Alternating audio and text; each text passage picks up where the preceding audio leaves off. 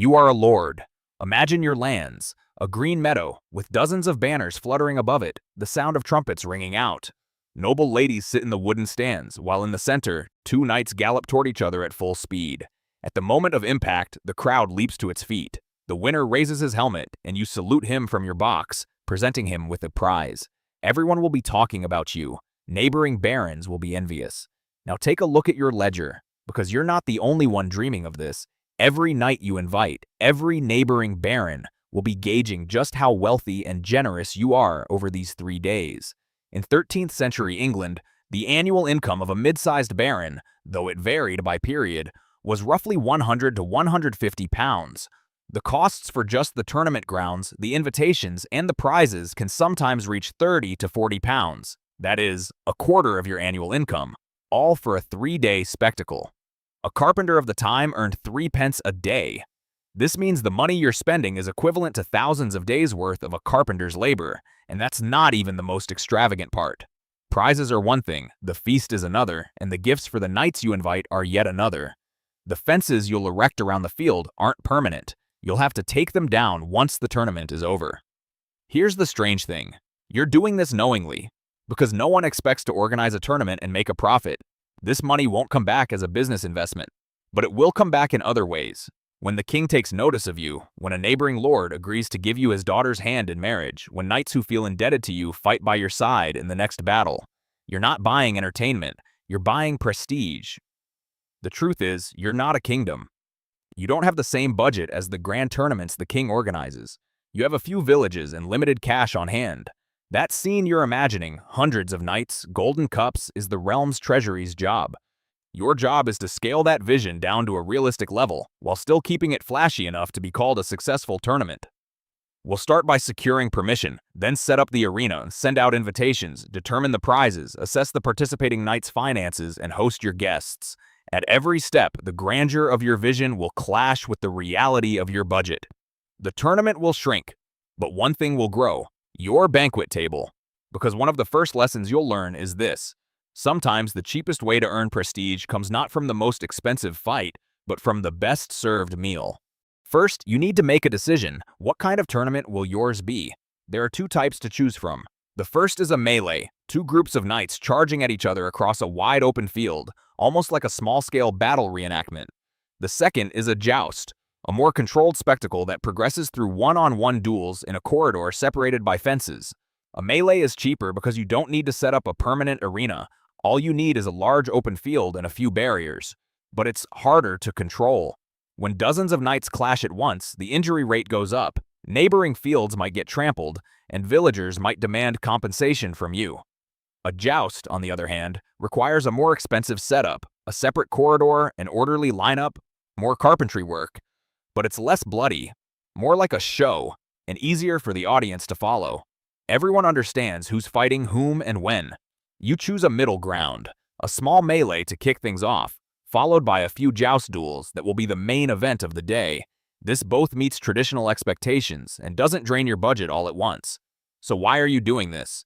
Because the people living on your lands already know you, but the neighboring barons, the king's court, and the fathers of families you might wish to marry into know you only by name. The tournament is the way to bring them to your table and have them witness your generosity. This has tangible benefits. It's the most natural way to introduce your daughter to the right families.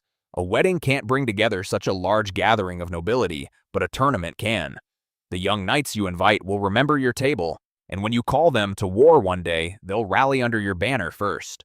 If the king or his representatives hear about it, this is a direct career move for you. But nothing is guaranteed. The king might not come.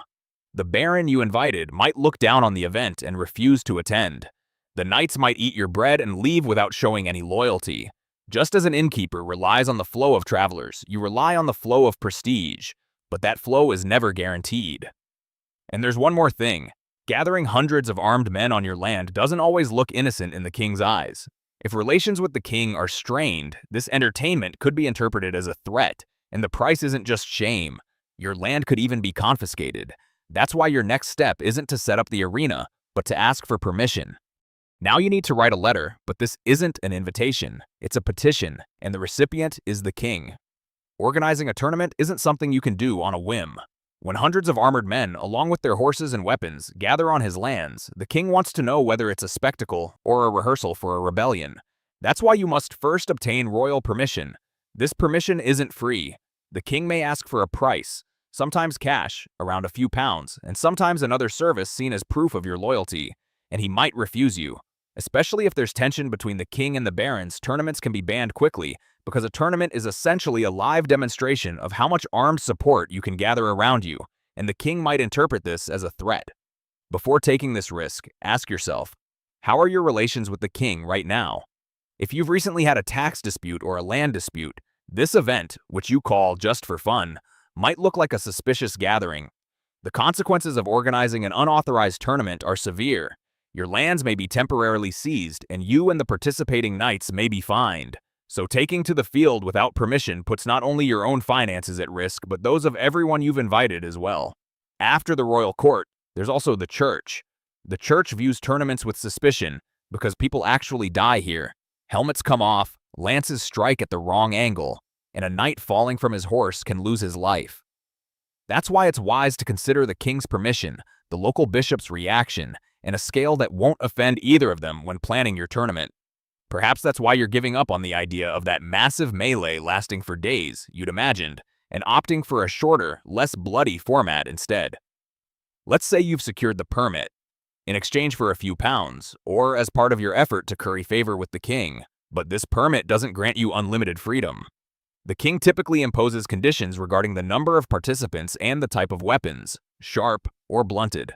You're no longer just a host, you're organizing an event under royal supervision. Even with this document in your pocket, a question lingers in the back of your mind. What if the king changes his mind, or the permit is revoked after you've sent out the invitations? You have to move forward despite this risk, because if you wait for everything to be finalized, the tournament will never begin. Now, with this limited permit in hand, you can get down to the real work, turning your land into a battlefield. With your permit in hand, the most tangible task at hand begins, transforming an empty plot of land into a place where people will understand that a tournament will be held here. This is called a lists, a fenced-in arena. First, choose the ground. You're looking for a flat, solid piece of land that doesn't retain water. If rain turns the field into mud, the horses will slip, the knights will fall, and the risk of injury will multiply. A wide, flat meadow just outside the castle, one that's already been harvested, is ideal. Next, you'll spread sand to cushion the impact if horses fall, and also to make the ground less slippery. If there's no fine, clean sand in your area, you may need to have it hauled in from the riverbank, which means an extra few pennies per wagon load, and depending on the size of the field, that could mean dozens of loads. Next come the fences. Barriers surrounding the field are necessary both to separate the spectators and to stop a runaway horse. They aren't permanent. You'll have to take them down once the tournament is over, because this land will most likely be turned back into a field the following week. Carpenters need to work for days, erecting posts, securing beams, and testing the structure's strength. A poorly constructed barrier could be deadly if struck by a horse weighing hundreds of kilograms. You also need to consider the central fighting line, the long barrier separating the two horsemen during a joust. A more complex barrier system means more carpentry work and higher costs, but it also means fewer injured knights and fewer angry families. The stands are a separate expense.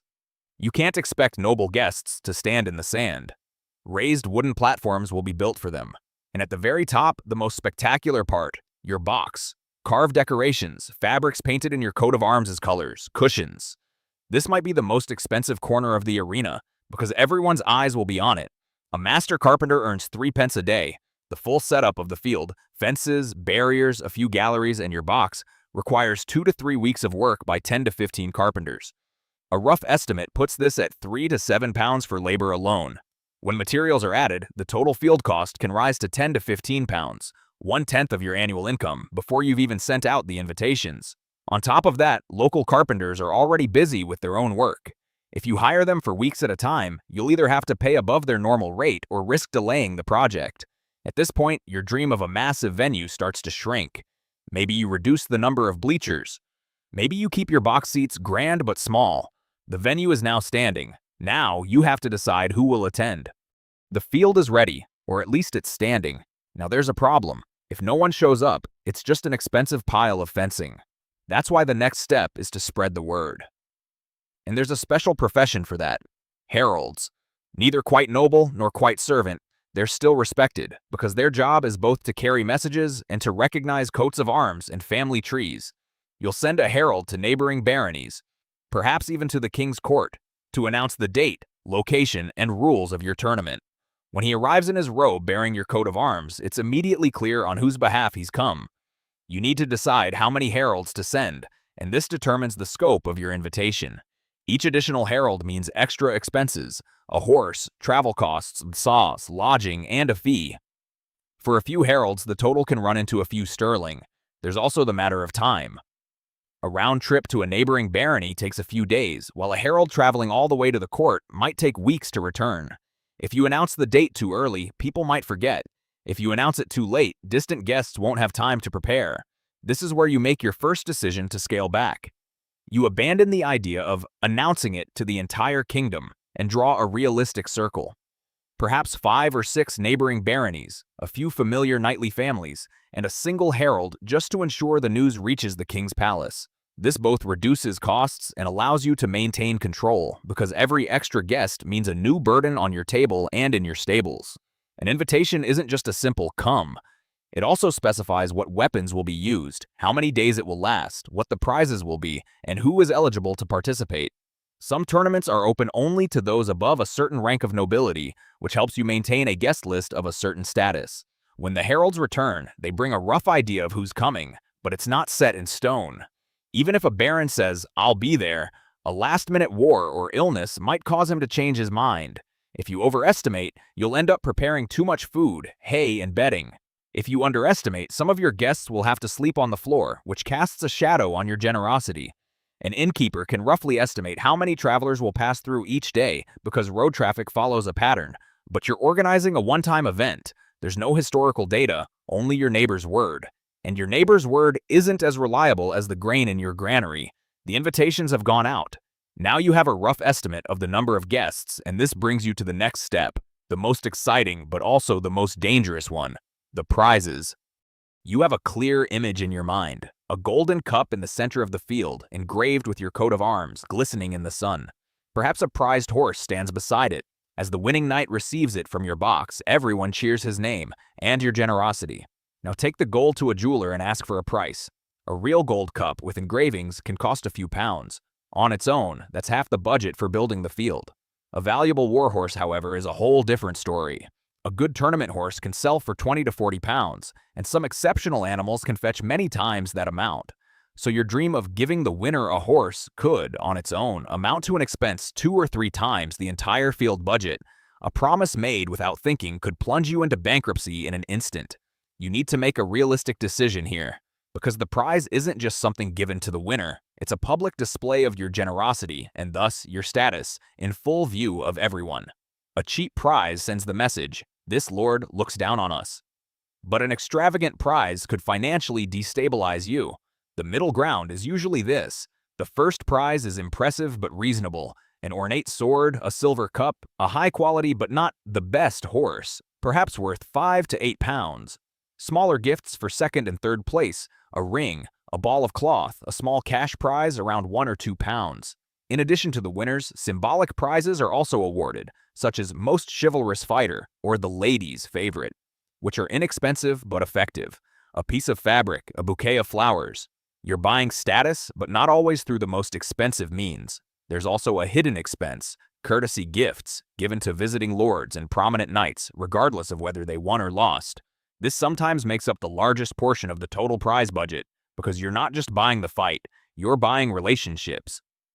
Even if the son of a neighboring baron is eliminated from the tournament, giving him a small gift means sending him home pleased rather than resentful, and that's the price of your future alliances. As a result, your prize budget becomes an expense nearly equal to, or sometimes even exceeding, the cost of the venue. It's not surprising to end up with a total of 8 to 12 pounds. And you find yourself giving up on that one big prize you'd dreamed of, opting instead for a broader but more affordable range of gifts, because satisfying 15 people is far more in line with your long-term goal than making a single person rich. Now, step down from your box for a moment, cross to the other side of the field, and see things through the eyes of the waiting knight. Because just how crowded the tournament will actually be depends on how many of the knights you've invited are willing to take this risk. First, the armor. Tournament blows constantly strike the same spots, the chest and shoulders, so specially reinforced plates are required. A quality set can start at a few sterling and go up to tens of sterling for ornate examples. And on top of that, there are repair costs after every tournament. Then there's the matter of the horse, perhaps the biggest expense. The difference between an ordinary riding horse and a tournament horse, destrier, is like the difference between a draft horse and a racehorse. These animals, trained for years, can sell for 20 to 40 pounds. On their own, that's 2 to 3 times the construction cost of your arena. And a knight usually doesn't bring just one horse. One for the journey, one for the tournament, and a spare, because if a horse gets injured on the field, you're out of luck for the day. Lances shouldn't be forgotten either. They're deliberately crafted to break at a weak point, to absorb the force of the blow. But this means every participant must bring dozens of spare lances to the field. There's the human side, too. At least one squire, perhaps a groom. Travel expenses, food, lodging, it all comes out of the knight's own pocket. To put it simply, when a knight decides to enter your tournament, he's risking almost everything he has. If he wins, he receives a prize and may even capture his opponent's horse and armor, a practice that was still common during this period. If he loses, he doesn't just return empty-handed. He may lose his horse and armor, sustain injuries, and be left without an income for months. Some knights do become truly wealthy through tournaments, but this is the exception, not the rule. That's why not all of the 100 knights you invite will show up. Younger knights who haven't yet accumulated wealth will hesitate, or they'll come only to watch. Experienced knights who have already earned money from a few tournaments will participate without hesitation, since they already have a good horse and armor. The sons of wealthy barons will come without giving the cost a second thought. For them, it's a display of status. But the vast majority, the middle-income knights, will do the math when they receive your invitation, and most will say, "Not this time." This is actually a relief for you, because every extra guest means a new burden on your table, your stables, and your lodging capacity. The natural limitation on the number of participants acts as a built-in brake mechanism that protects you from blowing your budget, but it also carries a risk. What if very few knights show up? Then all this preparation could turn into an awkward performance on an empty stage rather than a grand spectacle. The invitations have been sent out, the grounds are ready, and the prizes have been decided. But the biggest challenge still lies ahead. Where will you put all these people up, and what will you feed them? When 100 knights and their retinues appear on your own lands, you're forced to think like an innkeeper all by yourself. But this time, you're not an inn welcoming travelers. You're a host accommodating a crowd flooding onto your own property. The manor's guest rooms will never be enough. You might be able to accommodate 10 to 15 people, but the actual number of participants is many times that. The rest will stay in tents, or in the houses of the nearby village, or at the inn in town, if there is one. Your job here is to organize the tent city. You need to set aside space, find a clean water source, and set up restroom and waste management systems. Because hundreds of people and hundreds of horses can create a serious health problem within a few days. These logistics aren't glamorous, but they're essential, and they come with a cost: labor, materials, and planning. Then there's the matter of food, and here the numbers grow rapidly. If 100 guests eat 2 meals a day for 3 days, that's 600 servings. You'll need grain for bread, livestock for meat, and ale or wine for drinks. Slaughtering and cooking an ox is a grand gesture, but one ox won't feed several hundred people. You may need to slaughter more than one animal for a large feast, and each one costs anywhere from a few shillings to a few pounds. The horses' provisions must not be forgotten either, since every knight brings at least one horse, and most bring 2 or 3. 100 knights means 200 to 300 horses, and each one eats hay and oats every day. As we've seen in the tavern ledgers, horse feed can often be a more expensive item than human food, because animals aren't picky, they have to eat every day, and if a horse goes hungry, the knight will never forget it. This is where your dream of a grand tournament begins to shrink. But in a strange way, you decide to shorten the 3-day fighting schedule. Perhaps just 1 day of melee and 1 day of jousting will suffice. But you expand the evening banquet, because you've realized that what stays in people's memories isn't always the best fighting knight, but the feeling of being the best hosted guest. A baron may forget a duel he lost, but he'll never forget a delicious meal he ate at your table. So your decision becomes clear: a small but intense tournament and a grand, unforgettable feast. Preparations for the kitchen, the stables, and the storerooms now demand more of your attention than the tournament grounds themselves. You're not actually organizing a tournament, you're organizing a feast. The fighting is just an excuse. The field is ready, the feast has been planned, and the guests are on their way. Now you have to accept one thing: someone will be injured, and perhaps someone will die. This isn't a possibility, it's almost a certainty. The tournament is a spectacle in which armed men attack one another with lances and swords. The weapons are blunted, and there are rules, but in clashes that last for hours on horseback, accidents are inevitable. A spear might strike at the wrong angle, a horse might spook and throw its rider, or a knight might enter the field without fastening his helmet properly. You accept this risk knowing full well, but you don't leave things unguarded either. Your first precaution, the marshals. These are the referees who watch the fight on the field, enforce the rules, and intervene when necessary. They're usually chosen from among experienced knights or nobles who no longer actively participate in combat. You'll need to pay them a fee or give them a gift, anywhere from a few shillings to a few pounds, depending on how many you hire. Their job isn't just to enforce the rules, but to prevent a duel from turning into a real feud. This is because there may already be old grudges between some of the knights attending the tournament, and a friendly duel can easily turn into a real conflict. The second precaution, medical preparation. You need to have a surgeon, or at least someone experienced in treating wounds, on hand. Broken bones, bruises, and deep cuts are among the expected injuries. A surgeon's daily fee might be just a few pence, but hiring them for a few days, along with the cost of supplies and medicine, adds up to a small but not insignificant expense. The third precaution, ensuring compliance with the rules. You need to verify that the weapons are truly blunted and that no one is using prohibited tactics. This is also important for your reputation, because if a serious accident or an act of injustice occurs during a tournament, the news spreads quickly and no one will want to attend your next tournament. And then there's the worst-case scenario, death. If a knight loses his life on your field, it's not just a tragedy, it's a serious liability issue for you. You may have to pay compensation to his family, the church might investigate you, and the king might hesitate to grant permission for your next tournament. This risk decreases depending on how carefully you set up the field and how strictly you enforce the rules, but it never drops to zero. All of this adds a small but permanent line item to your budget, the safety and legal risk allowance. And this is a reality that always looms in the background of your dream tournament, something no one wants to talk about, but every lord knows. Now, sit down at the table and lay out all the items side by side, because when looked at individually, each one seemed manageable. But when taken together, the true picture emerges. Field construction, 10 to 15 pounds. Fences, bleachers, a box seat, sand, carpentry work, a temporary but necessary expense. Heralds and invitations, 2 to 3 pounds. Horses, travel expenses, fees, a small but indispensable logistical expense. Prizes and courtesy gifts, 8 to 12 pounds. First prize, secondary prizes, gifts for visiting lords, the expense that buys you prestige. Security and medical preparations, 2 to 3 pounds. Marshals, a surgeon, supplies, a seemingly small but indispensable insurance policy. And now the biggest expense, the feast and lodging. 100 guests, 2 to 300 horses, a crowd that needs to be fed for 3 days. Grain, meat, drink, hay, oats. When you add these up, you easily reach 15 to 20 pounds, especially if you've decided to make your feast unforgettable. Add it all up, a budget of 37 to 53 pounds.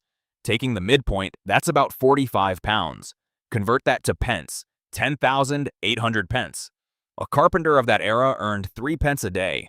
So your 3 or 4 day event is equivalent to 3,600 days of a carpenter's labor, which, based on 250 working days a year, amounts to nearly 14 to 15 years of work. In other words, the few hours of fighting you watch from your box seat are worth a significant portion of a working man's entire life. If your annual income is around 100 to 150 pounds, this tournament alone eats up 30 to 45% of your income. That's not a figure to be taken lightly. If it coincides with a bad harvest year or unexpected travel expenses, this tournament can really put you in a bind. It might force you to cut back on next year's seed grain, or even take out a loan.